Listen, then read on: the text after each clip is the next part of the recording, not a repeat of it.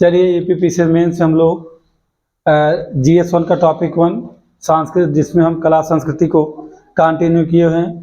उस क्रम में यदि हम देखते हैं तो हम कहाँ इस समय हैं, सांस्कृतिक विविधता की चुनौतियाँ है ना। हमने कला संस्कृति को, कला का थोड़ा सा परिचय आपको दिया और संस्कृति का भी मैंने परिचय दिया था। और इसका जो लास्ट हमारा क्या है कि इसमें सांस्कृतिक विविधता को चुनौती क्या मिलती है, तो किससे मिलती है। सांस्कृतिक विविधता को चुनौती क्षेत्रवाद से मिलती है और संप्रदायवाद से मिलती है, भाषावाद से मिलती है, अंतर्राष्ट्रवाद। ये चार ऐसे कारण हैं, चार ऐसी बातें हैं जो भारत की जो सांस्कृतिक विविधता उसे चुनौती देते हैं। तो अगर देखा जाए तो आपके GS1 टॉपिक 9 में क्षेत्रवाद और संप्रदायवाद दोनों हैं, पाठ्यक्रम में शामिल हैं। इन्हें आप अलग से पढ़िए या तो यहीं पढ़ लीजिए। तो चूँकि हम इसको पढ़ रहे हैं यहीं पर, तो हमारा प्रयास ये है कि आपको हम एक साथ दोनों को पढ़ाना चाह रहे हैं। किसे? क्षेत्रवाद संप्रदायवाद को टॉपिक 9 को लाकर टॉपिक 1 से हम कनेक्ट कर दे रहे हैं आपका। देखिए जो मेंस का जो एग्जाम होता है उसके सिलेबस को पहले यदि आपको याद हो तो आप चीज़ों को कनेक्ट करके कम से कम पढ़ सकते हैं और 6 से 7 महीने में SDM बन सकते हैं, तो सही चीज़ें हैं। लेकिन अगर आपको सिलेबस ही नहीं याद है तो कनेक्ट नहीं कर पाएंगे कि कौन सी चीज़ें कहाँ पर हैं। वास्तव में देखा जाए तो मेंस बहुत आसान है, इतना आसान है कि प्री से कई गुना आसान है, क्योंकि यहाँ लिखना होता है और हर बच्चे में कहीं ना कहीं, हर किसी में लिखने की अलग अलग जो है कुशलता होती है कि कोई बहुत अच्छे लिखता है, किसी राइटिंग बहुत अच्छी है, कोई अपनी बातों को बहुत कह सकते तारतम्यता के साथ लिखता है, अलंकारिक तरीके से बयां करता है, जो हिंदी माध्यम के विद्यार्थी होते हैं। तो मेंस आसान है, बशर्ते क्या कि सिलेबस आपको ठीक से पता हो और कुछ चीज़ों को आप कनेक्ट करना जानते हैं तो बहुत ही आसान है। क्योंकि ऐसा नहीं, अब मटेरियल भी मार्केट में अवेलेबल है, बस आप कोई बता दे कि हाँ कहाँ से क्या पढ़ना है और किसी क्या कनेक्ट कर लेना है, बस आपको इस पर काम करना होगा। इसमें हम क्या देखना चाह रहे हैं, क्षेत्रवाद देखना चाह रहे हैं। क्षेत्रवाद, चूंकि सांस्कृतिक विविधता को चुनौती देने वाला पहला क्या है, क्षेत्रवाद है। तो हम समझते हैं कि क्षेत्रवाद होता क्या है। क्षेत्रवाद एक क्षेत्र विशेष के लोगों द्वारा क्षेत्र के साथ लगाव की भावना है। कहने का मतलब क्या, क्षेत्रवाद क्या है, एक क्षेत्र विशेष के लोगों द्वारा अपने क्षेत्र के साथ लगाव की भावना ही क्या है, क्षेत्रवाद है। जैसे आप जिस गांव, जिस शहर, जिस जिला, जिस देश, जहां से भी आप बिलोंग कर रहे हैं, उस एरिया के बारे में ये कहते हैं कि मेरा एरिया सबसे अच्छा है। अगर वहां से आपको उस एरिया कोई मिल जाएगा तो उसका आपका विशेष लगाव होगा, और किसी और एरिया का होगा तो उससे आपका उतना लगाव नहीं होगा। लोग कहते रहे हमारे आरी बगली, हमारे गाँव गढ़ी कहाँ, गाँव ऐसी भाषाओं का प्रयोग किया जाता है कि कहाँ रहने वाले, हमारे आसपास के रहने वाले हैं, ऐसा आप बताते हैं। तो आपके अंदर क्या होती है, क्षेत्र लगाव पैदा होती है कि ये तो हमारे पड़ोसी हैं, हम पड़ोसी को महत्व देंगे, बाकी जो दूर का उसे महत्व नहीं देंगे। जैसे पार्टनरशिप में लोग रहते हैं, अगर मान लीजिए एक बच्चा तैयारी कर रहा हो, तैयारी करने वाला बच्चा किसी, कोई मान लीजिए बुलंदशहर का हो और कोई ऐसा हो जो फैजाबाद अयोध्या का हो, दोनों एक साथ रह रहे हो तो उनमें क्या क्षेत्रवाद रहेगा। अगर उसे बुलंदशहर वाला मिल जाए, कहेगा तो हमारे एरिया के हैं, ये हमारी भाषा बोलते हैं, ये हमारे जैसे रहते हैं, तो क्या हो जाता है, उन दोनों में लगाव की भावना हो जाती है। अलग अलग जिले के लोग हों तो थोड़ा सा ये होता है कि उतना लगाव नहीं रहता है। तो यानी एक विशेष क्षेत्र के लोगों का अपने क्षेत्र के साथ लगाव की भावना ही क्या है, क्षेत्रवाद है। जैसे क्षेत्रवाद है वैसे जातिवाद भी है। लोग क्षेत्रवाद को भी अपनाते हैं, फिर कभी कभी ऐसा भी होता है लोग जात को महत्ता देते हैं कि फलाने कौन हमारे बिरादरी के हैं, हमारे बिरादरी के, इसलिए हम इनसे हमारा लगाव है। आजकल जातिवाद का प्रेम बहुत है, ऐसा माना जाता है। लेकिन जातिवाद क्षेत्रवाद नहीं पन पाती है, क्योंकि जातिवाद एक ऐसी चीज है, लोग उसमें करते हैं, उनमें फीलिंग्स आती है, लेकिन ये बात समझिएगा, वो एक समय ऐसा भी आता है कि वही जात एक दूसरे के शत्रु बन जाते हैं। यानी ये आप अभी नहीं कह पाएंगे कि जातिवादिता बहुत लंबे समय तक रह सकती है। क्षेत्रवाद तो रह सकता है, लेकिन जातिवादिता लंबे समय तक नहीं रहती है, क्योंकि अपना ही अपने को खा जाता है। जैसे हमने एक कहानी आपको सुनाई थी कि लोहा लोहे को पीट करके पतली चादर बनाता है, और कितनी आवाज करता है दूसरा लोहा, आप जान सकते हैं। इसी कहानी बता चुका हूँ आपको मैं। और सोना को ठोका जाता है तो सोना को लकड़ी ठोका जाता है, तो लेकिन चिल्लाता कभी नहीं, क्योंकि वहाँ ठोकने वाला दूसरी जात का है। समझे नहीं आप मेरी बात? अगर समझ जाए तो ठीक है। चलिए, तो एक क्षेत्र विशेष के लोगों द्वारा अपने क्षेत्र के साथ लगाव की भावना ही क्या है, क्षेत्रवाद है। इस पर बात हो रही थी हमारी आपकी। हमें मेंस में लिखना हो तो कितने टाइप क्वेश्चन है बना सकते हैं हम लोग। इसका भूमिका तो कॉमन सी बात है। भारत क्षेत्रवाद की प्रकृति और स्वरूप कैसी है, भारत क्षेत्रवाद के कारण क्या है, भारत के क्षेत्रवाद के क्या दुष्परिणाम है, इसका मूल्यांकन भी करना और निष्कर्ष लिखना, ये सारे क्वेश्चन ही हैं। आज सवाल क्या जाएगा कि भारत में क्षेत्रवाद की प्रकृति एवं स्वरूप पर चर्चा कीजिए, तो सीधे आपको जितनी बातें यहाँ लिखी गई हैं वो आप बता देंगे। या कहा जाएगा भारत में क्षेत्रवाद के क्या कारण है, तो कारण को ये की पॉइंट हैं, इन्हें आप हेडिंग में भी ला करके मेरे लेक्चर को लिख सकते हैं। बाकी भी बताते हैं क्या इसका दुष्परिणाम क्या है। इसमें देखते हैं कि भारत में क्षेत्रवाद को एक सामूहिक विघटन के रूप में देखा गया है। आज भूमिका लिखते हैं तो क्या लिखते हैं कि भारत में क्षेत्रवाद को एक सामूहिक विघटन के रूप में देखा जाता है, जिसने आजादी के बाद सबसे ज्यादा क्या अत्यधिक विषम रूप धारण कर लिया और बड़े बड़े संघर्षों तथा हिंसक आंदोलनों को जन्म दिया है। इसके पहले हम जो क्लास लिए हैं उसमें हमने पूरी कहानी इसकी बता दी है, किसी कहानी इसके बारे में इतिहास को पूरा का पूरा आपको समझा दिया है कि कैसे देश में क्षेत्रवाद पनपा था, अलग अलग राज्यों की मांग की जा रही थी और यहाँ के एक वो प्रधानमंत्री रहे हैं सरदार वल्लभ भाई पटेल, जिन्होंने क्या किया है, उन्होंने देश का एकीकरण किया है। मैं सारी कहानी पिछले लेक्चर में आपको बता चुका हूँ। तो धारण के बड़े बड़े संघर्षों के तथा हिंसक आंदोलनों को जन्म दिया और यह किसी विशेष क्षेत्र के प्रति वहां रहने वाले लोगों की अंधभक्ति का परिणाम है। जब आप भूमिका बनाते हैं तो भूमिका ऐसी बनाते हैं कि जिसमें आप इस बात को कहते हैं, भूमिका थोड़ी आकर्षक अलंकारिक होती है। जैसे आप जब इसको लिखते हैं क्या, भारत में क्षेत्रवाद को एक सामूहिक विघटन के रूप में देखा जाता है, जिसे स्वतंत्रता के बाद अत्यधिक विषम रूप धारण कर बड़े बड़े संघर्षों और हिंसक आंदोलनों को जन्म दिया, या किसी विशेष क्षेत्र के प्रति वहां रहने वाले लोगों की अंधभक्ति का परिणाम है। यानी लोग जब क्षेत्रवाद करते हैं तो अच्छा बुरा नहीं सोचते हैं, बस क्या है कि मेरा एरिया सबसे सुंदर सबसे स्वच्छ है, क्योंकि अपने ही बच्चे को कोई भी अंधा नहीं कहना चाहता है। भले उसमें कमियां हों, लेकिन वो कहेगा वो लड़का निहायत लफंगा हो, फिर भी उसकी माँ उसके पिता एक ही बात कहते हैं, हमें लड़का जैसा राजकुमार दुनिया में कोई पैदा नहीं हुआ है। तो वही स्थिति है कि अपने एरिया कोई खराब नहीं कहता है, जैसे भी अम्बेडकर की बात कर लिया जाएगा तो तुरंत तूफान आ जाएगा। नहीं सर ऐसा नहीं है, हमारे जिले जैसा कोई जिला नहीं है। अभी अस्तित्व की बात किया जाएगा, इनसे पूछा जाए तो कहेंगे नहीं सर, खत्म सराय नाम है तो इसे खत्म सराय है भी हो, मतलब कि वहाँ विशेष है। अभी शिवानी है, उनसे आप बात जब करेंगे कि उनके एरिया के बारे में, तो मान लीजिएगा कि वह जिस एरिया से वह आ रही हैं वास्तव में कहाँ है, बस्ती जनपद में है। बस्ती की बुराई की जाएगी, लेकिन उसी के एक छोटे से हिस्से की तारीफ इतना कर देंगी कि बस्ती क्या हो जाएगा, उपेक्षित हो जाएगा। बस्ती का एक छोटा सा नगर पालिका क्षेत्र बभनान है, जो गोंडा बभनान की सीमा पर है। अभी बात किया जाए तो शिवानी क्या बताएंगी, जबकि बस्ती जनपद है उसी का हिस्सा है बभनान। लेकिन हमने कहा था क्षेत्रवाद में होता क्या है, क्षेत्रवाद में हम उस क्षेत्र विशेष को महत्ता देते हुए राष्ट्र हित को उपेक्षित कर देते हैं।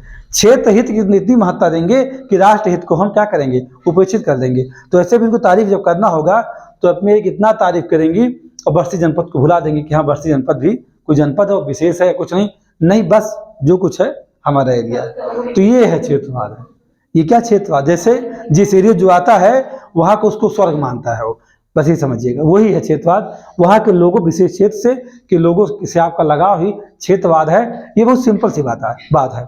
इसी को आप किसी क्या कहते हैं विचारक के थ्रू भी अपनी बातों को कह सकते हैं। भूमिका इतनी होनी चाहिए। शब्द की बात मैं करूं तो भूमिका में ज्यादा शब्द नहीं होने चाहिए। 1 2 3 4 5 6 7 8 9 10 11 12 13 14 15 16 17 18 19 21 22 23 24 25 26 27 28, यानी कह सकते हैं लगभग 30 शब्दों की, या 30 शब्द या 40 शब्द से ऊपर का, 30 शब्द से ऊपर की भूमिका नहीं बननी चाहिए। अब इसमें आप जो भी करना चाहें करिए, अपने शब्दों में और कम कर लीजिए, थोड़ा बढ़ा लीजिए, आपके ऊपर है। फिर हम कहाँ थे कि भारत में क्षेत्रवाद की प्रकृति एवं स्वरूप कैसा है। तो प्रदेश स्वायत्तता की मांग, यानी जानते क्या होता है, पहला है। दूसरा क्या है, बहुप्रदेश विवाद। और तीसरा क्या है, अंतर प्रदेश क्षेत्र का क्षेत्रवाद लोग करते हैं। और चौथा क्या है, अंतर प्रदेश क्षेत्रवाद। मैंने इसके पहले जो मैंने लेक्चर दिया है उसमें मैंने इन चारों के बारे अच्छे बता दिया है। मैंने बताया था आपसे कि थोड़ा सा रिवाइज कर सकते हैं आप कि प्रदेश स्वायत्तता की मांग, क्या होता है कि बहुत सारे ऐसे राज्य होते हैं जो कहते हैं कि हमें इस देश से अलग कर दो, हमें इस देश से अलग करके स्वायत्त राज्य बना दो, यानी कह सकते हो कि हमें आज़ाद कर दो पूरी तरह, आपसे मेरा कोई वास्ता ना। जैसे जम्मू कश्मीर इस बात की मांग करता रहा है, या मैंने आपको बताया कि इसके पे हैदराबाद रियासत थी, वो भी इसी बात की डिमांड करती थी कि हमें अलग कर दो। खालिस्तानी आज ही पंजाब से कहते हैं कि हमें निकाल लेके कहाँ कर दोगे, कहते हो कि हमें निकाल करके कहाँ लेके जाओ, वो कहते हैं कि हमें निकाल करके खालिस्तान को अलग कर दो, हमारा भारत से कोई वास्ता नहीं है, हम जो जो मन करेगा वहाँ जाएंगे। वैसे अगर देखा जाए तो खालिस्तानियों को सपोर्ट कौन करता है? पाकिस्तान करता है। और भारत के लोग उन सिंधियों की मदद करते हैं, भारत सरकार हमारी इसकी मदद करती है, उन सिंधियों की मदद करती है। भारत भी क्षेत्रवाद करता है। कौन सिंधी? जो बलूचिस्तान में बसते हैं, उन सिंधियों को भारत सपोर्ट करता है कि तुम पाकिस्तान से अलग हो जाओ। और जो पाकिस्तान है वो पंजाब के खालिस्तानियों को सपोर्ट करता है कि तुम भारत से अलग हो जाओ। ये कहानी इन दोनों देशों के मध्य चलती रहती है। तो यानी कि क्षेत्रवाद है ऐसा। यानी वहाँ क्या होता है, जब कोई एरिया स्वायत्त होने के लिए या पृथक राज्य के रूप में बनने के लिए डिमांड करता है वहाँ की सरकार से, तो उसे क्या कहते हैं? प्रदेश स्वायत्तता की मांग या पृथक देश की मांग किया जाता है। यानी कि एक इसका स्वरूप यही है क्षेत्रवाद का, ये पहला स्वरूप है। यहाँ ऐसा क्यों होता है? जैसे विभिन्न क्षेत्रों में अलगाववादी संगठन काम करते हैं। अलगाववादी संगठन जम्मू कश्मीर में काम कर रहे थे। वो अलगाववादी संगठन इतना प्रयास करते थे, बार बार संघर्ष हुआ किस बात को लेकर के कि जम्मू कश्मीर को भारत से अलग कर दिया जाए। अलगाववादी संगठन का हमारी भाषा में वो आतंकवादी होते हैं जो किसी राष्ट्र से अलग होने की बार बार बात करते हैं, जबकि सारी नीतियों का फायदा कौन लेता है? सभी राज्य लेते हैं। यानी जो पॉलिसी बनती है संपूर्ण देश के लिए बनती है। फिर दूसरा क्या आपने देखा यहाँ, बहुप्रदेश विवाद। यानी क्या, एक यहाँ कह सकते हैं कि भाषा को लेकर दक्षिण भारत के राज्य हैं उनका विवाद किससे चल रहा है? भारतीय संघ से। यानी क्या, बहुप्रदेश विवाद, ये भी क्षेत्रवाद है। यानी जो दक्षिण भारत के अधिकतम राज्य हैं वो भारत संघ से लड़ते क्यों हैं? वो लड़ते इसलिए हैं, वो कहते हैं कि आपकी भाषा और हमारी भाषा अलग अलग है। वो भाषा को आधार बनाते हुए अलग अलग राज्यों का निर्माण करवाना चाहते हैं। तमिल है तो तमिल चाहिए उनको, तेलुगु है तो तेलुगु चाहिए, मलयालम, मतलब जो भाषाएं क्षेत्रीय वहाँ हैं उन आधार पर अगर राज्यों को निर्माण करना शुरू कर दिया जाए और विशेष क्षेत्र के लोग क्षेत्रवाद करते रहें और मांग करते रहें, तो भारत में जानते हैं हर गांव एक राज्य बन जाएगा, हर जिला एक राज्य बन जाएगा। क्योंकि हर जिले में अगर देखा जाए तो जानते हैं क्या है, अलग अलग भाषाएं, इतनी विविधता है, सांस्कृतिक इतनी विविधता है कि आपको हम क्या बताएं। तो जानते हैं भाषा के लेकर के दक्षिण राज्यों का संघ से विवाद चलता है, भारत संघ से विवाद चलता है। वो कहते हैं कि आप इसकी झलक कहाँ देखेंगे? अगर आप इस बात की पुष्टि करना चाहते हो तो भारतीय संविधान में जाइए। जब संविधान में राजभाषा की बात चल रही थी कि भारत के लिए एक राजभाषा निश्चित कर दिया जाए, उसकी राजभाषा क्या हो जाए, राष्ट्रभाषा क्या बना दिया जाए, हिंदी बना दिया जाए। हिंदी को बनाने की बात चल रही थी तो इन लोगों ने वहाँ विवाद किया था।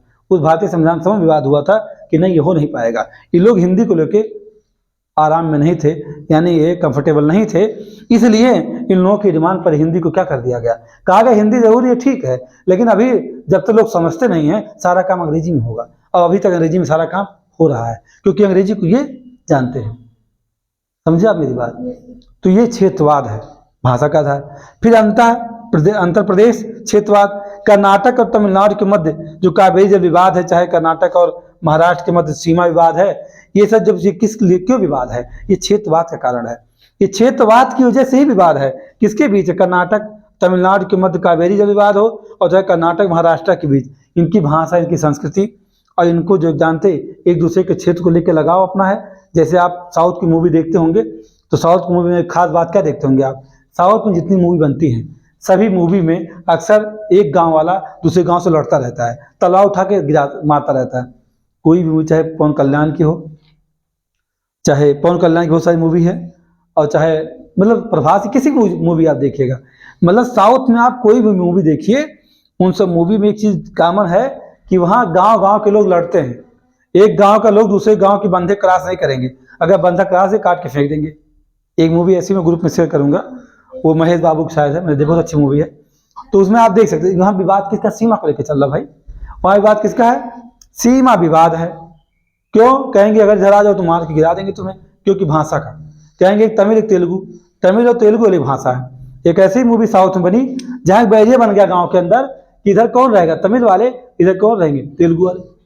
दोनों अगर मिल गए तो मार के गिरा देंगे हम।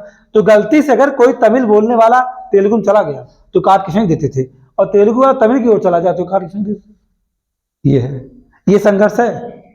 यानी दक्षिण भारत में आप ये देख सकते हैं क्या, आंध्र प्रदेश क्षेत्रवाद, यानी वही राज्य में, उसी राज्य में, उसी क्षेत्र में लोग कर लेते हैं। अब यहाँ लेकिन आंध्र प्रदेश की बात की जा रही, यानी एक राज्य दूसरे राज्य से क्यों कर रहा है। अरे भाई यहाँ तमिल है, यहाँ क्या है, कर्नाटक राज्य है, इन दोनों की भाषा अलग अलग है ना, भाषा अलग है। और महाराष्ट्र कर्नाटक के विवाद भी इसीलिए है। तो ये जल विवाद ही है, तो इनको क्या है, क्या जो कावेरी का विवाद है, क्या उसका लाभ जो राज्य से गुजर रही है सबको मिलना चाहिए ना।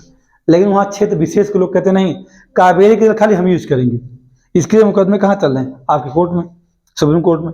फिर चौथा क्या है स्वरूप इसका, आंध्र प्रदेश क्षेत्रवाद। इसमें क्या होता है, आंध्र प्रदेश मतलब उसी राज्य के अंदर हम हैं, लेकिन हमें क्या करना है, हमें किसी विशेष बात को लेकर, किसी धर्म को लेकर के, सांस्कृतिक हमारी व्यवस्था है या भाषा है, उस आधार पर हमें अलग कर दो, या हमें उपेक्षित कर रहे हो। जैसे बुंदेलखंड बाबर क्या कहता है यूपी से, हमें अलग कर दो भाई, क्योंकि हम दूर पड़ते हैं, उपेक्षा मेरी करते हैं। यानी सरकार भी अपनी नीतियों में क्या करती है, बुंदेलखंड को उपेक्षित रखती है। तो इसीलिए ये लोग कहते हैं कि हम अलग कर दीजिए। जैसे महाराष्ट्र में विदर्भ है, वो भी कहता है मुझे एक अलग राज्य बना दो, हम नहीं रहेंगे महाराष्ट्र के साथ। तो ये चार स्वरूप ऐसे देखने को मिलते हैं हमें, कहाँ, भारत में क्षेत्रवाद के प्रकृति स्वरूप। इतनी ही बातें आपको लिखना है मेंस में। आप बहुत बड़े विद्वान बनना चाहते हो तो बनिए, हम मना नहीं करते हैं। आप जितना लिखना चाहो गाथा उतना लिखो, कोई मतलब नहीं है। अगर आप इतनी ही बातें लिख के आते हैं, अगर आप डायग्राम बना लेते हैं, फ्लोचार्ट बना के चीजों को शो कर देते हैं, कोई समस्या नहीं है। आपने इसका अर्थ बताया, आपने इसके स्वरूप बता दिया। अगर सवाल ये पूछता है कि क्षेत्रवाद से आप क्या समझते हैं, उसके प्रकृति और स्वरूप की चर्चा कीजिए, तो आप ही दोनों लिख करके काम खत्म कर। हाँ, एक कहूंगा आपसे कि जब आप किसे पढ़ रहे हैं, तमिलनाडु को, कर्नाटक को पढ़ रहे हो, तो आप मैप उठाइए और मैप में देख लीजिएगा कि तमिलनाडु कहाँ पर है ना। अगर आपको लगता है कि तमिलनाडु यहाँ है और कर्नाटक ये है, तो यहाँ सीधे क्या लिख दीजिएगा, तमिल लिखिएगा, और यहाँ क्या लिखिएगा, कर्नाटक, है ना। और इसके बाद यहाँ गोवा है, और इसके ऊपर जब आप यहाँ आएंगे तो आप महाराष्ट्र को दिखा देंगे, किसे, महाराष्ट्र को। अगर आप ये काम कर ले जाते हैं, तो ये जैसे आपने विवाद को लिखा इन लोगों का, सामने ही छोटा छोटा मैपिंग कर दिए, लाजवाब आंसर, बहुत ही अच्छा, आपको नंबर मिल जाएगा। इसके साथ जहां जहां मैप बन सकता है वो मैप बनाइए। जैसे मैंने अभी आपसे कहा कि क्षेत्रवाद कर दीजिए, जब आप, जैसे मैंने आपसे क्षेत्रवाद की बात चल रही है, कहाँ, किसका चल रहा है, भारत संघ और किसका, दक्षिण राज्यों का। तो सीधे आप कुछ करना नहीं है, मैप खींचिए और बता दीजिए ये कौन है, दक्षिण भारतीय राज्य है, उत्तर भारतीय राज्य है। यानी उत्तर भारतीय राज्यों का, दक्षिण भारतीय राज्य का विवाद चल रहा है, ये बात जानते हैं आप, ठीक। तो ऐसे आप छोटा छोटा मैप बनाते चले जाएंगे, बनाते जाओगे, हर बात मैप बनाओगे, बहुत मजा आएगा। इतना मजा आएगा मैं क्या बताऊं, बहुत अच्छा आंसर हो जाएगा। यानी कि मेंस को लिखने का ये सारे कंटेंट ही रहेंगे, बस मैपिंग करते चलना है कि कौन सी चीज कहाँ पर है। बुंदेलखंड की बात जैसे उठेगी, तुरंत ही उत्तर प्रदेश का मैप खींच दो, वहां तो किसको बता दिखा दो, बुंदेलखंड को दिखा दो, और वहीं दिखा दो किसे, पूर्वांचल को, और वहीं दिखा दो क्या, मध्यांचल को। हो गया काम आपका, हो तो गया। क्षेत्रवाद नहीं होता तो उत्तराखंड राज्य का निर्माण नहीं होता, क्षेत्रवाद नहीं होता तो जानते झारखंड बिहार से नहीं बनता, क्षेत्रवाद नहीं होता तो एमपी से छत्तीसगढ़ नहीं बनता, और क्षेत्रवाद नहीं होता तो आंध्रा से तेलंगाना नहीं बनता। ये बात भाषा दोनों की एक ही थी ना, फिर भी अलग हो गए, क्यों अलग हो गए, बस खाली विषमता की वजह से। अब एक सवाल उठता है, ये तो प्रकृति और स्वरूप की बात हो गई। अब सवाल उठता है कि भारत में क्षेत्रवाद के वास्तव में कारण क्या है, कौन से ऐसे कारण है जो क्षेत्रवाद के से संबंधित हैं। लोग कहते हैं राजनीतिक कारण है, सामाजिक कारण है, धार्मिक कारण है, कुछ लोग ये भी बताते हैं कि नहीं जातिगत भी इसमें कारण है, बहुत सारे कारण बताते रहते हैं, इसमें बहुत बताते रहते हैं।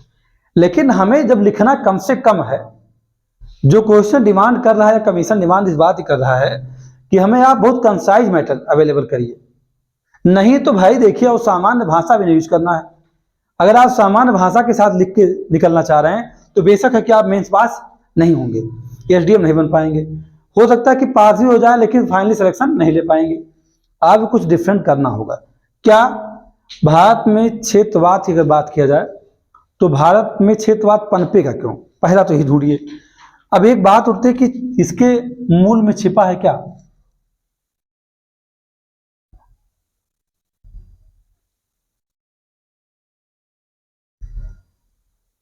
क्या भाई ये चल नहीं रहा, क्यों इंक नहीं डाले हैं क्या आप? नहीं, कुछ तो जरूर है।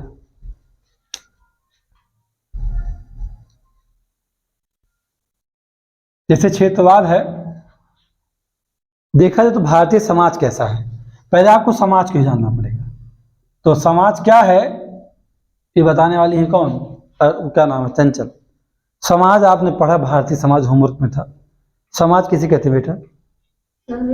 जो लोग मतलब जैसे एक पहले रहता है, कोई बात नहीं,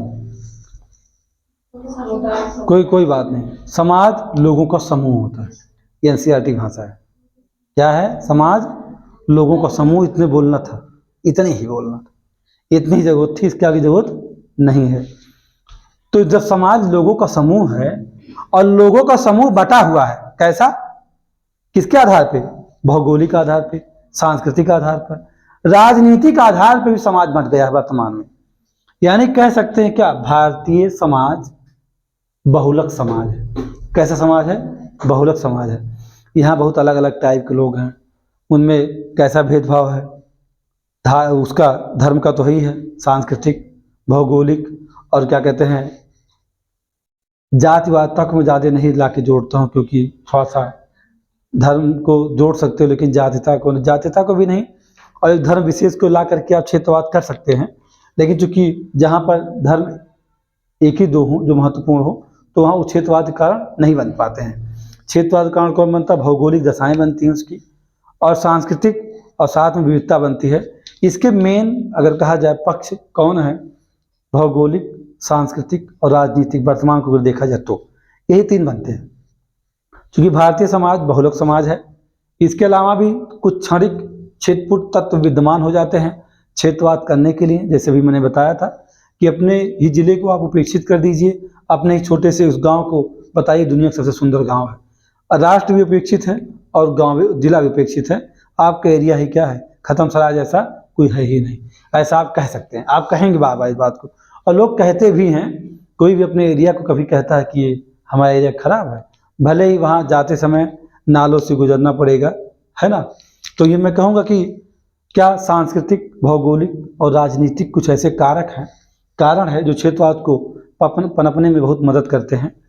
और इसके अलावा भी कुछ अन्य तत्व भी हैं जो बीच बीच में भावनात्मक रूप से लोगों में अचानक आ जाते हैं। जैसे भी 1 मिनट के लिए आपके अंदर आएगा कि हाँ मेरा एरिया बहुत अच्छा है, और दूसरे मिनट लगेगा नहीं कोई बात नहीं, है ना। आप एक क्षणिक तो उसका हम नहीं ऐड कर सकते हैं। अब एक बात और, अगर हमें क्षेत्रवाद को के कारण को कम से कम शब्दों में समझना है, तो जितने बिंदुओं को हमने यहाँ रखा हुआ है उतने बिंदु को ही आपको जानना चाहिए। अगर आप मेंस रियल में पढ़ते हैं तो कम से कम शब्दों में चीज़ों को जानना चाहिए। अगर आप एक यूनिट को 72 पेज पढ़ते हैं तो फिर ये समझिए कि आप फंसने वाले हैं। आप उतना मेंस में आपको बहुत ज़्यादा मदद नहीं मिलेगी, उससे आप जल्दी तैयार नहीं कर पाएंगे। कम से कम शब्दों में ये देखा जाए, क्या भारत में क्षेत्रवाद का पहला कारण क्या नजर आता है? क्षेत्रीय आर्थिक विषमता। क्या? क्षेत्रीय आर्थिक विषमता। जैसे अब देखते हैं कि जो क्षेत्रीय आर्थिक विषमता है उसमें उसी को हम क्या कह देते हैं? भौगोलिक विविधता भी कह देते हैं। और ये जो भौगोलिक विविधता है या आर्थिक विषमता है, ये क्यों होती किसी एरिया में? क्यों होती है? क्योंकि वहाँ जो पॉलिसी हैं उनमें कमियां होती है। यानी त्रुटिपूर्ण नीतियों का परिणाम कौन है? क्षेत्रीय आर्थिक विषमता। आप चाहे डैश लिख भी सकते हैं यहाँ इस बात को, क्या लिख सकते हैं कि त्रुटिपूर्ण नीतियों का परिणाम क्या है? भौगोलिक विविधता या क्षेत्रीय आर्थिक विषमता। ये क्यों पैदा होती है? जब जैसे बुंदेलखंड अगर उद्योग को लेकर विकसित हो सकता है तो सरकार का तो दायित्व होता है ना कि बुंदेलखंड को वह उस दृष्टि से विकसित करे। पूर्वांचल अगर उद्योग नहीं विकसित हो सकता, पर्यटन की दृष्टि से विकसित हो सकता है, तो क्या उद्देश्य होना चाहिए? पर्यटन को बढ़ावा देना। जो जिस क्षेत्र में विकसित किया जा सकता है, अगर आप उसके अनुसार नीति बनाते हैं। अब आप जहां पानी नहीं है वहां आप बिना जल के कोई उद्योग नहीं लगा सकते, तो वहां कोई आप जल का उद्योग लगाएंगे तो क्या चल सकता? नहीं ना। यानी जो जहां पर जैसा जिसका जो पहनावा है उसके अनुसार अगर नीति बनाते हैं, या आप किसी भी राज्य, किसी के एरिया को आप वहाँ जो पॉलिसी होनी चाहिए उसमें कमियां कर रहे हैं। जैसे बुंदेलखंड में उद्योग चाहिए और उद्योग वहाँ कम लगाए जा रहे हैं, तो बुंदेलखंड उपेक्षित हो जाता है। वो कहता है हमें अलग कर दो, पूर्वांचल, आप बिहार की तरफ जैसे बढ़ेंगे, वो कहता है हमें इस उत्तर प्रदेश से अलग कर दो। क्यों ऐसा कहता है? क्योंकि आर्थिक विषमता है। क्यों? क्योंकि जो सरकार की नीतियां हैं वो उन तक पहुंच नहीं पा रही हैं। औद्योगिक विकास नहीं हो रहा है। जब उनका विकास नहीं हो रहा है तो उनका इनकम नहीं हो रहा है, और इनकम नहीं होगा तो जाहिर सी बात है वो पिछड़े रह जाएंगे। और क्या रह जाएंगे? गरीब हो जाएंगे। तो क्या होता है कि जब त्रुटिपूर्ण नीतियों का परिणाम क्षेत्रीय आर्थिक विषमता को माना गया, तो कहा जाता है कि इससे पिछड़े एवं गरीब क्षेत्र के जो लोग होते हैं वो क्या करते हैं, क्षेत्रीय लगाव आपस में बढ़ना शुरू होता है। एक ही एरिया में देखते, गांव में आप देखे होंगे, जो गरीब लोग होते हैं उनका एक अलग जमात होती है, और जो अमीर लोग होते हैं उनकी अलग जमात होती है। गरीब लोग यानी जिनके यहाँ एक जैसे सामान होते हैं, तो गांव के, इस आजकल धूप हो रही है, मतलब गर्मी शुरू हो गई, तो गांव में जो बाग रहेगा बैठ करके दोपहरिया पंचायत करते रहेंगे। और जो लोग संपन्न हैं, अब वहीं देखिए उसी गांव में क्या है, उसी एक गांव में बहुत सारी सुविधाएं हैं और एक गांव में असुविधाएं हैं। तो क्षेत्रवाद तो ही हो गया एक दूसरे के बीच में, कि जो बाग में बैठे हैं वो क्या बैठे करते हैं, उनके पास एक काम है बताना। क्या बताना? कि फलाने बाबू बात छोड़िए, उनके पास बड़ी संपन्नता है, ये है वो, मतलब बस खाली वो उनके अंदर ही चलेगा। उन्हें धीरे धीरे क्या हो जाएगा, उनसे ही अपने ही गांव में उनको क्या हो जाएगा, अपने गांव में जो 10 पट्टी होगी वहां लगाव हो जाएगा, बाकी 5 पट्टी से उनका लगाव नहीं रह जाएगा। तो वही क्षेत्र पनपा नहीं। और क्यों पनपा? आर्थिक विषमता की वजह से। और यह तब होता है जब त्रुटिपूर्ण नीतियां आएंगी, तब होगा।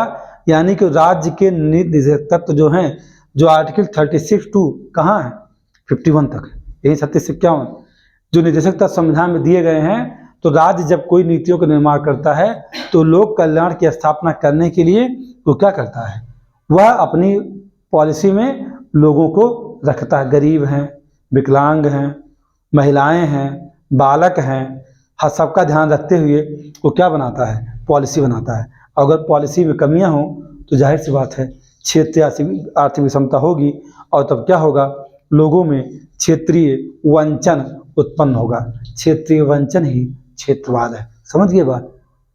पहला कारण समझ में आया कि नहीं आया? नहीं आया? बाउंस, ये बाउंस हो गया क्या? बहुत ध्यान सुनोगे सब समझ में आएगा। भाई एक जगह उद्योग लगाओ, एक जगह उद्योग मत लगाओ, तो क्या होगा, विषमता नहीं होगी?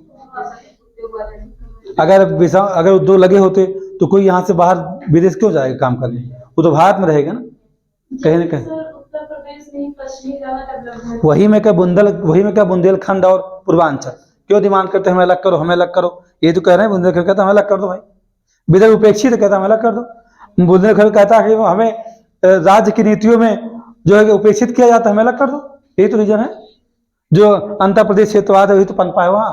अब आते हैं दूसरा, केंद्र द्वारा विकास कार्यक्रमों में अपनाई गई नीतियों में भेदभाव। अब ऐसा कैसे होता है? ये क्या होगा, केंद्र सरकार क्या करती है, जो विकास कार्यक्रम या योजनाएं बनाती है वो नीतियों में भेदभाव करती है। वो क्या करती है, जनजातीय क्षेत्रों की परिस्थितियां अलग हैं, उनके लिए कुछ विशेष अगर पॉलिसी होनी चाहिए तो नहीं बनाती, उन्हें उपेक्षित कर देती है। तो उनमें क्षेत्रवाद नहीं पे, एक के विशेष क्षेत्र के लिए योजना आप बना दीजिए और बाकी क्षेत्र को छोड़ दीजिए। जैसे मोदी जी प्रधानमंत्री हैं इस देश के, सिर्फ बनारस के नहीं है, सारा ध्यान उनका बनारस में क्यों रहता है ना? अखिलेश यादव मुख्यमंत्री रहे हैं, उनका सारा ध्यान इटावा क्यों रहता था? वो क्षेत्रवाद नहीं क्या? यही तो पनपा रहा क्षेत्रवाद, यही तो है, यही क्षेत्रवाद जन्म लेता है। और अगर देखा जाए योगी जी वर्तमान के जो मुख्यमंत्री हैं, उनका सारा ध्यान कहाँ, गोरखपुर में है या नहीं? या तो अयोध्या में है। अयोध्या को पर्यटन की दृष्टि से इसको विकसित किया जा रहा है। अब क्या भारत इस राज्य में और जगह पर्यटन नहीं है? अगर उन्हें भी बढ़ावा हर जिलों में दिया जाए। हाँ, एक बात मैं कह सकता हूँ, वर्तमान की सरकार में एक खास बात है, जिन जिलों में मंदिर हैं उन्हें पर्यटन की दृष्टि से विकसित किया जा रहा है। इसके मामले में नहीं कहा जाएगा कि नीतियों की भेदभाव है, नहीं है। लेकिन केंद्र सरकार उज्ज्वला योजना शुरू करे और कुछ राज्य में वो सही से ना अप्लाई हो तो क्षेत्रवाद नहीं शुरू होगा ना। या अभी देखते हैं आप, गैस सिलेंडर बट रहा था, एक गांव में जिनको मिलना चाहिए उनको मिला ही नहीं, और जिनके पास स्कॉर्पियो खड़ी थी हर घर में सिलेंडर है। समझिए मेरी बात, उनको सिलेंडर मिल गया तो क्षेत्रवाद वहां पनपा नहीं क्या? किसी भी जिले या किसी क्षेत्र के साथ अगर किसी भी नीति में केंद्र सरकार जो पॉलिसी बना रही है, केंद्र सरकार द्वारा विकास कार्यक्रमों में अपनाई गई नीतियों में भेदभाव। अब कैसे? जैसे मान लीजिए कि मोदी जी की सरकार संघ में है, केंद्र सरकार वही तो है, और बिहार में सरकार इसके पे नीतीश कुमार की थी, या बिहार न चल के हम दिल्ली चलें, पंजाब चलें या कर्नाटका चलें, जिन राज्यों में गैर बीजेपी सरकार है, यानी जहां सरकार बीजेपी की नहीं जिन राज्यों में, और केंद्र सरकार जो योजना बनाएगा प्रधानमंत्री, वो संपूर्ण देश के हैं। कौन? वो सरकार किसकी है? पूरे देश की है, संपूर्ण राष्ट्र की है। लेकिन जब केंद्र सरकार कोई कार्यक्रम की योजना बनाए तो वह उन राज्यों को कम ध्यान दे जहां उनकी सरकार ना हो। इसे हम क्या कहेंगे? इसे हम कहेंगे राजनीतिक विषमता। क्या पैदा हो जाएगी? राजनीतिक विषमता के चलते केंद्र सरकार विकास कार्यक्रमों में अपनाई गई नीतियों में अगर भेदभाव करता है तो क्षेत्रवाद पनपेगा। जैसे पश्चिम बंगाल, झारखंड, दिल्ली, पंजाब, कर्नाटका, हिमाचल, जिन जिन राज्यों में इस वर्तमान संघ सरकार की सरकार ना है तो क्या कर सकती है? तो अगर ऐसा करेगी तो क्या विषमता पैदा, ऐसा विषमता पैदा कर देंगे। तो ऐसा क्यों करते हैं? वो कहते हैं कि यहाँ तो हमारी सरकार नहीं है, वहाँ ध्यान नहीं देते, उपेक्षित कर देते हैं। जैसे कि जब इसके पहले मोदी जी देश के प्रधानमंत्री थे, अखिलेश यादव इस राज्य के मुख्यमंत्री थे, तो बजट कम दिया जाता था। अभी योगी जी हैं जो कि सेम गवर्नमेंट है, तो जितनी बजट की डिमांड करते हैं उससे 1000 करोड़ अधिक पाते हैं। इसके पर नीतीश कुमार जान लगा दिए थे कि हमको बजट तो नहीं पा रहे थे। जैसे वहां से निकल करके वो मतलब तेजस्वी की पार्टी से गठबंधन तोड़ करके अकेले हुए हैं, उसके बाद मोदी जी का पटना में आगमन हुआ है और बहुत बड़ी जनसभा करके वहां उन्होंने बहुत सारी योजनाओं को कितना 1000 करोड़ का लॉन्च कर दिया योजना। तो ये क्या है? विषमता नहीं है, ये क्षेत्रीय विषमता तो पैदा कर रहे हो। यानी केंद्र सरकार द्वारा विकास कार्यक्रमों में अपनाई गई नीतियों में भेदभाव करना, और भेदभाव करो क्षेत्रवाद होगा। पश्चिम बंगाल वाले भारत को अपना देश नहीं मानते हैं। यही कारण था जम्मू कश्मीर को पहले की सरकारों ने बड़ा उपेक्षित कर रखा था, इसीलिए अलगाववादी हमेशा भड़काते रहते थे। जो जनजातीय क्षेत्र है छत्तीसगढ़, वहाँ के जो लोग हैं उन तक केंद्र सरकार की योजनाएं नहीं पहुंच पाती हैं, इसलिए वहाँ भी क्षेत्रवाद है। नक्सलवाद जैसी बीमारी का, आतंकवाद जैसी बीमारी का, अलगाववाद जैसी चीज़ों को जन्म देने के कारण कौन है? ये पॉलिसी ही तो है। आप राजनीतिक विषमता है, आप किसे महत्व नहीं दे रहे हैं? आप महत्व नहीं दे रहे हैं किसको? सभी लोगों को एक समान। अगर एक समान करोगे तो भी क्षेत्रवाद पैदा नहीं होगा। अब आपको और क्या कहा जाए? किसी के परिवार में अगर 3, 4, 5 बच्चे हों और परिवार ज्वाइंट फैमिली हो, जैसे आपके साथ में आपके चाचा रह रहे हों और आपके पापा भी रह रहे हों, आपके भी 2-3 भाई हों, आपके चाचा के 2-3 लड़के लड़कियां हों, तो उसमें आप देखिएगा होता क्या है। वहीं मान लो केंद्र सरकार कौन है? बाबा जी हैं, वो क्या करते हैं? पढ़ना तो सबके बच्चों को है ना भाई, उनको दोनों लड़के लड़कियां हैं, लेकिन महत्ता किसे दी जाती है? जो घर का मालिक होता है वो क्या करता है? वो अपने अनुसार एक भाई के बच्चों को कहेगा तुम ये कर लो, वो कर लो, दुनिया भर का जो भी कोर्स है करवाएगा, और जो जिसको वो थोड़ा महत्व देगा वो उसे कहाँ पहुंचा देगा? कहेगा जब IIT कर लेना, तुम नीट तैयारी कर MBBS बन जाना। यही तो क्षेत्र है। तो विषमता नहीं पैदा होगी। यहाँ लगाव है, लगाव अपने परिवार में ही लोग करके अपने परिवार को विघटन की ओर ले जाते हैं। तो क्षेत्रवाद तो राष्ट्र को पूरी तरह क्या कर देता है? विघटित कर देता है, क्योंकि यहाँ लिखा गया है कि क्षेत्रवाद एक सामूहिक विघटन है। और अगर उसी परिवार में जब किया जाता है तो परिवार से एक भाई कहता है कि भैया हम अलग रहने दिया, क्योंकि हमारा विकास आपके साथ हो नहीं पाएगा, क्योंकि आप तो महत्ता छोड़कने देते हो, बढ़कने को उपेक्षित करते हो। ऐसा होता ना, गांव में जब पंचायत होती है गांव में, तो जब कोई जाता तो कहते भैया क्या करें? ग्राम प्रधान निकाले जाता, वही कहता कि देखो तिवारी गलती है कि आपके दोनों लड़के हैं, आप एक को उपेक्षित कर रहे हैं, तो बताइए आपके साथ कैसे रहेगा? और तिवारी के बात है ना, क्योंकि बहू उनसे बात कही चुकी है कि बाबा पंचायत में जाते समय ध्यान दिहो, नहीं तो खवाई ना। अब वो बुढ़वा भी परेशान है, बड़ी वाली बहू की बात सुनना पड़ेगा उसे, क्या करे, मजबूर है। तो यही विषमता पैदा हम स्वयं करते हैं। जैसे फैमिली में हम इस बात को देखते हैं, वैसे एक क्षेत्र में देखते हैं और वैसे एक देश में देखते हैं। ये बात ध्यान रखिएगा। हम बाहर जाते हैं तो हम कहते हैं आई एम इंडियन, तो हम तो क्षेत्रवाद करते रहे। जब बाहर निकले क्या कहते हैं? हम भारतीय हैं। आप इस बात को कहते हैं कि आप कौन? आप कहेंगे हम भारतीय हैं। अपने जिले से निकल के आते हैं तो आपने जिले का नाम लेते हैं। सिवानी जैसे हैं जिले का नाम नहीं लेती हैं, उस जिले के एक तुच्छ से एरिया का नाम लेती हैं कि वहाँ से आए हैं। वो उनके लिए जिला सर्वोच्च नहीं है, सर्वोच्च उनका एरिया है। अस्तुति जहाँ से आ रही हैं उनका जिला नहीं सर्वोच्च है, वो खत्म सराय सर्वोच्च जहाँ वो जिस एरिया से वो आ रही है, मतलब उसकी चर्चा करेंगे। साधना जहाँ से आ रही हैं इनकी वजह से है। तो ये सब क्या है, मतलब हमारे अंदर ये लगाव है, भावना ही तो है। तो केंद्र सरकार का लगाव होगा ना कि अपने विकास कार्यक्रमों में कुछ क्षेत्रों को उपेक्षित कर दिया जहां उसे चाहिए था, और आसमान जो है जब विकास की जो अवस्था उसमें विषमता छा जाएगी तो जाहिर सी बात है क्षेत्रवाद अपने आप पनप जाएगा। जो उपेक्षित रहेगा सब इकट्ठा हो जाएंगे, यानी लोगों का जो समूह है, जो लोगों का समाज है, वो क्या करेगा, उनके बीच क्षेत्रवाद आ जाएगा। जब पश्चिम बंगाल हमेशा भारत का उपेक्षित रहता है, क्यों उपेक्षित रहता है, क्योंकि वहाँ सरकार हमेशा किसी और की बन जाती है, बीजेपी की नहीं बनती है। हाँ दीदी जो भी नाम हो, है ना। चलिए अब दूसरी बात क्या, एक और देख लेते हैं, विरोधी आर्थिक और राजनीतिक दल। इसमें मामला क्या होता है, जो हमारे यहाँ राजनीतिक दल हैं वो भी क्षेत्रवाद को पनपाते हैं।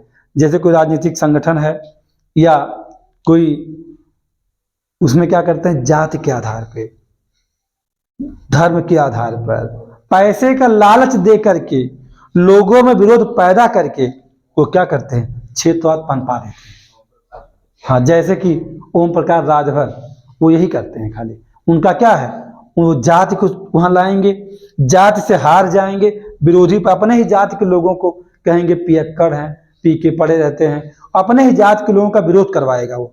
जब देखे कि मेरा क्या है, यहाँ राजनीतिक संगठनों का राजनीतिक स्वार्थ है, क्या है, राजनीतिक संगठनों का राजनीतिक स्वार्थ के चलते क्षेत्रवाद पनपता है। जैसे वो क्या कह देते हैं, वो जिस जाति से आ रहे हैं उसी जाति में विरोध पैदा करवा देते हैं, अपने स्वार्थ के लिए वो क्या करते हैं, विरोध पैदा करवा देंगे। आर्थिक लाभ के नाम पर किसी कुछ लोगों को अपने साथ मिला लेंगे, क्षेत्रवाद पनपा देंगे। जितने भी राजनीतिक संगठन, लिखा गया क्या कि राजनीतिक जो दल होते हैं ना, ये क्या करते हैं, ये क्षेत्रवाद को पनपाने में बहुत जिम्मेदार होते हैं। अब ऐसा क्यों करते हैं, इसका ये कारण है, मात्र वोट बैंक, बस अपना वोट बैंक बढ़ाने के लिए सभी राजनीतिक दल राजनीतिक स्वार्थ के लिए किन आधारों पे, विरोध का आधार बनाएंगे, आर्थिक आधार बनाएंगे, राजनीति करके उसमें ऐसी चीजों को ला देंगे कि अलग अलग जातियों, जो जिसने कहा जाता है निर्जातीय समूह कहा जाता है, क्या कहा जाता है, निर्जातीय समूहों को अपना वोट बैंक बनाने के लिए ये खेल हमेशा खेला जाता है। अभी चुनाव है, अभी ये खेला जा रहा है।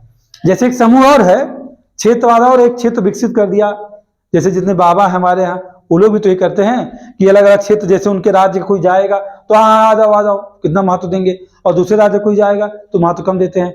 जैसे यहाँ यूपी से लोग जाते थे बागेश्वर धाम में, तो वहाँ सबसे नाक लगवा लेता था अपने जूते पर, और उससे एमपी के लोग रहने वाले रहते नाक नहीं लगवाता है, कहता तो हम आप एक ही हैं। वो ऐसा भी करते लोग। तो क्षेत्रवाद पनपता उसी सिचुएशन में, जब आप उपेक्षित करेंगे, एक ही से लगाव करेंगे। बहुत सीधी बात, एक पिता अगर अपने दो पुत्रों में जिससे अधिक लगाव रखेगा तो दूसरा दो भाई हैं उनमें अगर ऐसा लगाव उनसे उपेक्षित कर रहा है तो जाहिर सी बात हो कहाँ जाएगा, वो क्षेत्रवाद करेगा भाई, किसी जब वहां प्यार ढूंढेगा, भले पड़ोसी है उसको अगर भैया भैया कह रहा है तो उसका प्यार अपने पड़ोसी लिए अधिक होगा और पिता के लिए कम हो जाएगा। अब समझ गए मेरी बात, ये है। तो विरोध कह सकते हैं, आर्थिक और राजनीतिक लाभ के लोग क्या करते हैं, उसी बढ़ावा देने के लिए क्षेत्रवाद को जाने अनजाने में उत्पन्न करवा, समाज के अंदर क्या हो जाता है, क्षेत्रवाद पनपने में मदद कर देते हैं। एक और क्या, राजनीतिक दल या संगठन का अपना स्वार्थ है। मैंने इसको एक ही साथ बता दिया आपको, है ना। जो राजनीतिक दल होते हैं उनका भी अपना स्वार्थ होता है, बस एक स्वार्थ क्या है उनका, है उनका वोट बैंक है। वो क्या करते हैं, क्षेत्रता के आधार पर अपने आप को सर्वोच्च बना देते हैं। जैसे ये अयोध्या है, अयोध्या में सपोज के लोकसभा के चुनाव, अभी यहाँ के स्थानीय एक नेता हैं लल्लू सिंह, वो लड़ रहे हैं चुनाव लोकसभा का, कोई सांसद वर्तमान में है, वो लगातार सांसद रह भी रहे हैं। मान लीजिए उनको चुनाव टिकट अभी ना दे करके किसी ऐसे, या मान लीजिए बीजेपी टिकट तो पा ही गए हैं, वो चुनाव लड़ रहे हैं, और यहीं ब्रजभूषण शरण सिंह जो गोंडा के रहने वाले हैं उनको टिकट कहाँ दे दिया जाए, किसी अन्य पार्टी के द्वारा ला करके उनको अयोध्या में लड़ा दिया जाए किसी चुनाव। तो अब लल्लू सिंह क्षत्रिय ब्रजभूषण सिंह क्षत्रिय। मामला यह है कि जाति के आधार पर खेल नहीं हो सकता है, धर्म के आधार पे खेल नहीं हो सकता है, तो किस आधार पे खेल हो? क्षेत्रवाद। वो कहाँ रहने वाले हैं? वो तो नवाब के रहने वाले हैं, गोंडा के रहने वाले, गोंडा वाले हैं, अयोध्या वाले, अयोध्या बनाम गोंडा तुरंत तत्काल, ये है क्षेत्रवाद। लगाव कैसा पैदा करेंगे? कहेंगे ना हमारे यहाँ के लल्लू सिंह तो हमारे यहाँ के हैं, वो तो अलग है, ये होता है। जैसे ये अम्बेडकर नगर में कोई चुनाव हुआ था, कोई बाहरी आया था चुनाव लड़ने के लिए, वर्मा थे वहां, वो चुनाव लड़ने आए और वहां के लोगों ने स्थानीय नेता को जिता दिया, उनको हरा दिया। कोई लखीमपुर खीरी से कोई वर्मा चुनाव लड़ने आया था अम्बेडकर नगर में, इसके पहले मायावती का था या जो भी था। तो ये जानते क्या राजनीतिक दल संगठन का अपना स्वार्थ भाई, ऐसा वो करते हैं, यानी कि वो अपने प्रति जो उनके सामने चुनाव लड़ रहा है उसके प्रति भी घृणा पैदा करवाएंगे, किसी को ऐसा बहका देंगे कि उनके आपस में लगाव हो जाए, वो क्षेत्र विशेष हमारे सपोर्ट में आ जाए, या जब देखेंगे ऐसा नहीं हो पा रहा है तो किसी एक जातिगत समूह को इकट्ठा कर देंगे। ऐसा भी करते हैं, क्षेत्रवाद जाति का आधार बना कर दे कुछ समय के लिए, बस चुनाव तक रहेगा वो। यानी जब सब हार जाएंगे तो क्या कहेंगे, फलाने तिवारी, फलाने सिंह, फलाने यादव, फलाने वर्मा, ये क्षेत्रवाद को पनपाने में मदद कर देते। लेकिन मैंने कहा था कि अन्य तत्व हैं ये क्षेत्रवाद को उत्पन्न करने में ये अन्य तत्व हैं, वो स्वार्थ बस कह सकते हैं कि तात्कालिक अवस्था में ऐसे कारण आते हैं और खत्म हो जाते हैं। चुनाव के बाद वही जो अलग अलग जाति के आधार पे मतदान किए थे एक साथ बैठ करके चाय पीते हैं और एक साथ बैठ करके उसी प्रत्याशी को गाली देते हैं, इसकी उसी जो वहां चुन के प्रतिनिधि गया है उसी गाली देंगे, एक साथ देंगे गाली, सब देंगे गाली मिलकर के। लेकिन कुछ समय के लिए जो राजनीतिक दल हैं वो लोग जो या संगठन हैं अपने स्वार्थ की पूर्ति के लिए लोगों में क्षेत्रवाद पनपा देते हैं, गांव गांव को लड़ा देते हैं। ये समझिएगा क्यों ऐसा करते हैं। तो ये क्षेत्रवाद पनपाने में हमारे यहाँ के राजनेता भी बड़े जिम्मेदार हैं। दूसरा क्या, अशिक्षा है। क्या है? अशिक्षा। अशिक्षा है, गरीबी है, बेरोजगारी है, इन सब वजह से भी क्या क्षेत्रवाद पनपता है। हम जब हम शिक्षित नहीं हैं तो जो पढ़ा लिखा उनका एक अलग जमात और जो नहीं पढ़े लिखे हैं उनका अलग जमात, तो उनका लगाव किससे रहेगा? उस एरिया के लोगों से रहेगा जहां अनपढ़ जाहिल ज्यादा रहेंगे।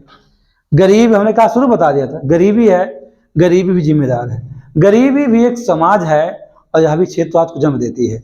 गरीब कहेंगे फलाने गांव इतना एरिया, अरे नहीं बहुत संपन्न वहाँ नहीं है, तो उनका लगाव वहाँ बढ़ जाता है। यानी एक गरीब का दूसरे गरीब से तो लगाव बढ़ेगा ना, और लगाव जब बढ़ रहा है तो जाहिर सी बात है उस एरिया में क्या होगा, क्षेत्रवाद पनप जाएगा अपने आप ही। यानी आप कह सकते हैं क्या कि क्षेत्रवाद में अगर देखा जाए तो एक बात और होता है कि कभी कभी बेरोजगारी है और चीन ने लालच दे दिया किसे, उत्तर पूर्वी भारत को, कहा आपकी अशिक्षा, आपकी गरीबी, आपकी बेरोजगारी हम दूर कर देंगे। आप भारत से अलग होने की बात किस आधार पर कि हम उत्तर पूर्वी राज्य हैं, तो उत्तर पूर्वी नॉर्थ ईस्ट स्टेट जितने हैं वो इन सबका कहीं से उनको अगर हित दिख रहा है किसी अन्य देश के साथ तो क्या करेंगे, वो क्षेत्रवाद शुरू कर देंगे। जैसे हाल ही में देखे नहीं आप, क्षेत्रवाद ही था कि मणिपुर हिंसा जैसी घटना घटी थी। यानी जब विदेशों द्वारा अपने निहित स्वार्थों की पूर्ति के लिए अशिक्षा, गरीबी, बेरोजगारी के आधार बनाते हुए क्षेत्रवाद जन्म लेता है, तो उसे कहा जाता है कि अशिक्षा, गरीबी के कारण जो है ये लोग क्षेत्रवाद कर रहे हैं या नहीं रहना चाहते भारत में। मतलब यही रीजन, कोई कारण उसमें नहीं छिपा हुआ है। कह सकते हैं जहाँ शिक्षा, गरीबी हमको लालच अगर दे दिया जाए कि आपको इतना पैसा दिया जाएगा, आप फलाने चुनाव में हरा दीजिएगा, या आप लोग डिमांड करिए, धरना दीजिए खाली बैठ करके कि फैजाबाद से नाका को हटा दो, नाका एरिया हम हैं, हम लोग यही कहना शुरू कर दें, तो इसका मतलब यही है कि हमें लालच में हमारे समझ नहीं है, हम कहाँ हैं, बेरोजगार भी हैं और गरीब भी हैं, तो इसके लिए हम क्या करेंगे, चलो भाई हम उसके साथ चले जाएंगे जहाँ हमें लाभ होगा, और क्षणिक लाभ के लिए ऐसा होता है। नेक्स्ट क्या है, वैश्वीकरण के कारण उत्पन्न पहचान का संकट। जैसे होता है कि जहाँ पर बहुत सारे जाति समूह के लोग रहते हैं, किसी अन्य देश में आप चले जाइए, जैसे यहाँ से लोग कमाने के लिए चाहे दोहा कतर जाएँ, चाहे दुबई जाए, म्यांमार जाएँ, मालदीव जाएँ, जिन देशों में हम चले जाते हैं तो हमारी हम चूँकि वैश्विक स्तर पे आ जा रहे हैं तो हमारी पहचान क्या है, हम अपनी पहचान यही है कि हम आई एम इंडियन, हम कौन हैं, हम भारतीय हैं। हम अपनी संस्कृति के आधार पर क्षेत्रवाद करते हैं, अपनी भौगोलिक दशाओं के आधार पर क्षेत्रवाद, अपनी पहचान बताने के लिए हम क्षेत्रवाद करते हैं। भारत से बाहर जिन भी देश में आप उतरते हैं, तो वहाँ जब आप उतरते हैं, टैक्सी वाला आया, आपको बिठाया और लेके जा रहा है होटल, तो आपकी भाषा को समझ रहा है, आपकी भाषा में बात करना शुरू कर दिया, तो आप कहते हैं क्या इंडियन हो क्या, हम भी इंडियन, इंडियन भाई भाई, बाद में लूट लेंगे एक दूसरे को, लेकिन उस समय भाई बन जाएंगे। मतलब ये है, यानी वैश्विक स्तर पर अपनी पहचान का अगर संकट हो तो क्षेत्रवाद पनपेगा। अगर आप अमेरिका में हैं और किसी मुसीबत में हैं तो क्या होगा वहाँ, तो कोई अगर भारतीय वहाँ मिल गया, हम भी इंडियन हैं, तो क्यों ऐसा करेंगे, मदद करने के लिए। इसके लिए एक मूवी बनी है अक्षय कुमार की, जिसका नाम है एयरलिफ्ट, देख लीजिएगा, वहाँ क्षेत्रवाद का जीता जागता उदाहरण है, एयरलिफ्ट। और एक मूवी है डेविड धवन के लड़के, क्या नाम है, जिसमें नूरा फतेही हैं, उनकी पहली मूवी है, वरुण धवन नाम है उसकी, उसमें प्रभुदेवा भी है, बहुत अच्छी स्ट्रीट डांसर, एक मूवी है स्ट्रीट डांसर, उसको भी देखिएगा। क्षेत्रवाद यानी भारतीयों को बचाने के लिए लोग गलियों में डांस करके पैसा कमा के प्रतियोगिता जीतते हैं, जिससे भारतीयों को छुड़ा करके पंजाब भेजते हैं। उस मूवी को मौका मिले देखिए, उसमें गाने और डांस तो बहुत है, उसमें मस्ती नजर आती है, लेकिन उसमें कॉन्सेप्ट जबरदस्त।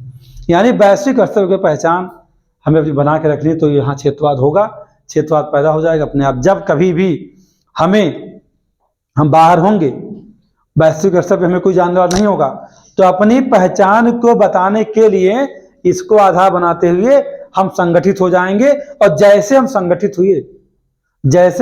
हुए वैसे ही क्षेत्रवाद को बल मिल गया, यानी क्षेत्रवाद क्या हो गया, उत्प्रेरित हो गया। कब होगा प्रेरित हो, जब हम फंस गए, वहां सब कौन है पता ही नहीं कौन इंडियन, वहां सब अमेरिकन, सब गोरे गोरे और हम काले काले। अब वहां एक काला नजर आ रहा है, कंफर्म नहीं हो पा रहे हैं, वो काला भी है गोरा भी दोनों है, दो तीन लोग ऐसे भीड़ में नजर आ रहे हैं। तो अब भाषा या संस्कृति ही बचाने वाली पहले, अब वो कैसे पता लगा कि तो इंडियन है, पता लगा जो यहाँ का सचिव है वो भारतीय है, तो अब हम संगठित हो रहे हैं। उस भीड़ में 10-20 जो लोग हैं, उनमें अब हमारा आधार क्या बन रहा है, हम संस्कृति के आधार पे या भाषा के आधार पे या क्षेत्र के आधार पर, भौगोलिक मतलब क्षेत्र के आधार पर हम संगठित हो रहे हैं। और जैसे हम संगठित हुए, हम भी इंडियन आप भी इंडियन, अब गाना गाए शुरू किए, यानी कि जैसे गाना गाना शुरू किए, हम भी भारतीय आप भी भारतीय। तो समझ जाइए कि अब क्षेत्रवाद की उत्प्रेरणा को बल मिल चुका है, यानी क्षेत्रवाद पनप जाएगा। ये है। फिर क्या है, विदेशी शक्तियों द्वारा प्रोत्साहन। ऐसा क्या होता है कि ये देखा जाता है कि कभी कभी जब किसी देश, जैसे मान लीजिए दो समूह या दो जाति या दो धर्मों, जैसे इराक था, जैसे कौन है अफगानिस्तान है, कभी कभी क्या होता है कि बहुत सारे देश दबाव बना लेते हैं, जो बाहरी शक्तियां होती हैं वो किसी देश पर उस देश को तोड़ने की कोशिश कर, जैसे अमेरिका ने इराक को तोड़ने की कोशिश किया था, है ना। तो उस अवस्था में भी क्या होता है, उसके प्रतिक्रिया स्वरूप क्षेत्रवाद का जन्म होता है। जैसे रूस यूक्रेन का युद्ध चल रहा है, तो वो भी क्षेत्रवाद को पनपाने वाला कैसे, जो यूक्रेन को पसंद करते हैं किन्हीं आधारों पर, तो क्या बनाएंगे कि वाद उनके अंदर आएगा ना। और जो रूस को पसंद करते हैं, जो रूस के अगल बगल देश सीमा बनाते होंगे, वो किसको मदद करेंगे, रूस को करेंगे, जो यूक्रेन के साथ जुड़े हैं। लेकिन ऐसा क्यों है, अगर विदेशी शक्तियों का दबाव ना हो तो क्षेत्रवाद पनपेगा नहीं। अमेरिका दबाव बनाएगा कि कुछ लोग भाई किसकी मदद करो, यूक्रेन को, कुछ लोग किसी करिए, रूस की, तो वहाँ भी ऐसा हो सकता है। तो ये 7-8 कारण ऐसे हैं जो क्षेत्रवाद को क्या करते हैं, बढ़ावा देते हैं। अब मतलब क्षेत्रवाद को उगने में या उसके कह सकते हैं कि पुष्पवन में बहुत मदद करते हैं। और क्षेत्रवाद किसी भी राष्ट्र के विघटन का, किसी भी देश, राष्ट्र, राज्य, क्षेत्र जो भी है, किसी भी विभाग का क्षेत्रवाद क्या है, तोड़ कर देता है। जब क्षेत्रवाद उसे खंडित कर सकता है, तो सांस्कृतिक विविधता के लिए क्षेत्रवाद चुनौती नहीं क्या। जो अलग अलग संस्कृति के लोग हैं, उनमें ही अलग अलग संस्कृति के लोग हैं, तो जो कल्चर से मैच करेगा वहां पर क्या हो जाएगा, क्षेत्रवाद पैदा हो जाएगा। यानी क्षेत्रवाद इन सांस्कृतिक विविधता के लिए ये चुनौती बन जाता है। जैसे कि दक्षिण भारतीय की संस्कृति, उत्तर भारतीय की संस्कृति अलग अलग। हमारे यहाँ चूँकि कल्चर की डाइवर्सिटी अधिक है, भारत में अगर देखा जाए सांस्कृतिक विविधता अधिक देखी जाती है। सबसे ज़्यादा यहाँ अलग अलग जात के लोग हैं, अलग अलग धर्म के लोग हैं। दुनिया के सारे धर्मों को हम निगल चुके हैं। भारत एक ऐसा देश है दुनिया के सभी धर्मों का पोषक है। मैंने पहले बता दिया था, हिंदू धर्म जहाँ 79.80% है, 14% लगभग मुसलमान हैं, उसके बाद सिख हैं, ईसाई हैं, जैन हैं, बौद्ध हैं, सब लोग हैं। तो अलग अलग कल्चर के लोग हैं। उनमें अभी श्रावस्ती में जाओगे तो श्रावस्ती में होते हुए भी श्रावस्ती में नहीं है, वो एक एरिया विशेष का क्षेत्रवाद करते हैं। साथ में जहाँ जहाँ बौद्धिस्ट हैं वो अपने उस विशेष क्षेत्र का ही महत्व देते हैं, उनका लगाव उतने लोगों से है। बौद्ध वाले मिल गए तो बौद्ध हैं तो भाई भाई, बाकी लोग कसाई हैं, ये दशा है। हिंदू जहाँ मिल जाएंगे एक साथ, चंदन लगाए रहेंगे, चुटिया बांधे रहेंगे, एक लाइन सीधी है, हम हैं, बाकी सब जहन्नुम में जाए। अभी रमजान चल रहा है, अभी मान लीजिए, अभी तो अब देखे ही है, किसी हिंदू नेता मर जाते हैं तो उनका जनाजा उठने पर देश के बहुत लोग आते जाते हैं। अभी एक जनाजा उठा है, उन्हीं समूह के लोगों को शामिल होने में कितनी पाबंदियां लगी थी, आज समझ सकते हैं। तो यानी हम एक हो जाते हैं, मतलब हम क्षेत्रवाद करते हैं जाति के, लेकिन क्षणिक होता है। तो ये चीज़ पनपती रहती है जो कि किसी भी देश के लिए अच्छी नहीं है। अगर सिद्धांता बात किया जाए तो ये सब बहुत ही नुकसानदेह हैं, किसी भी राष्ट्र का विघटन करवा सकती हैं। तो संस्कृति के लिए चुनौती पहले ही क्षेत्रवाद। अब चूंकि हम आपको बता दिए, इसकी भूमिका बता दिए, स्वरूप बता दिए, कारण बता दिए, अब इसका दुष्परिणाम क्या है। इसका दुष्परिणाम इतना खतरनाक है, और इसके साथ जुड़ा है कौन, संप्रदायवाद, जो कि GS1 के टॉपिक 9 में है। यानी दोनों कनेक्ट होंगे। जब आप सारी बातों को जानेंगे तब आप मूल्यांकन करिएगा, और वैल्यूएशन अंतिम यही निकलता है कि भाई देखो, हमें सभी से मानव मात्र का संबंध होना चाहिए, यानी हमारे अंदर जो इथिकल वैल्यू है उससे जीवित होना चाहिए। यानी जो मानवीय मूल्य है वो हमेशा बना रहे। नैतिक मूल्य अगर हमारे अंदर है तो हमारा लगाव एक दूसरे से रहेगा। अपने पापा को पापा मानो और दूसरे के पापा के अंकल कहने बजाय कमीना कहो, ये कौन सी बात है। हाँ भाई, घरों में देखते हैं, अपने पापा पापा हैं और वही आपके जो चाचा हैं उनका लड़के हमारे पापा बहुत अच्छे हैं, तो बुरे क्यों कह रहे हो।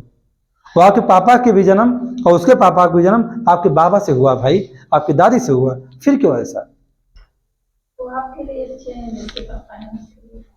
तो ये जानते क्या है, तो यहाँ जो इथिकल वैल्यू अगर आप में नहीं है तो ये सब चीजें रहेंगे। क्षेत्रवाद विगतिशील है पूरी तरह। अभी चुनाव के बाद थोड़ा सा कम हो जाएगा, चुनाव आता है तो क्या हो जाता है, अधिक हो जाता है। तो क्षेत्रवाद को देखा जाए तो इसमें यदि आप भूमिका और क्षेत्रवाद के स्वरूप को, इसके कारण को कम से कम शब्दों में लिख लीजिए। अब इसमें जो बच रहा हमारा क्या, भारत में क्षेत्रवाद के दुष्परिणाम, और हम इसका मूल्यांकन करेंगे, इसका निष्कर्ष। हाँ, कुछ चीज़ों को, जैसे जो सवाल पूछे गए एग्जाम में आपके PCS मेंस में, जितने क्वेश्चन क्षेत्रवाद से अब तक पूछे गए हैं, जैसे क्षेत्रवाद के टॉपिक में क्लोज करूंगा, उन क्वेश्चन को मैं आपके समक्ष सॉल्व भी करवा दूंगा। आप अच्छे नोट्स बनाइए, जो ना समझ में आए उसको हमसे पूछ सकते हैं आप। और अगर आप इसी का PDF चाहते हो तो टेलीग्राम चैनल को ज्वाइन कर सकते हैं। और दूसरी चीज़ ये भी है कि कुछ ऐसे भी सुझाव आपके पास हों जो लगता है कि इस मेंस के पैटर्न को सुझाव देना है, तो आप बेशक दे सकते हैं। टेलीग्राम चैनल पे आप मैसेज कर सकते हैं, व्यक्तिगत नंबर पे भी मैसेज कर सकते हैं। ठीक है।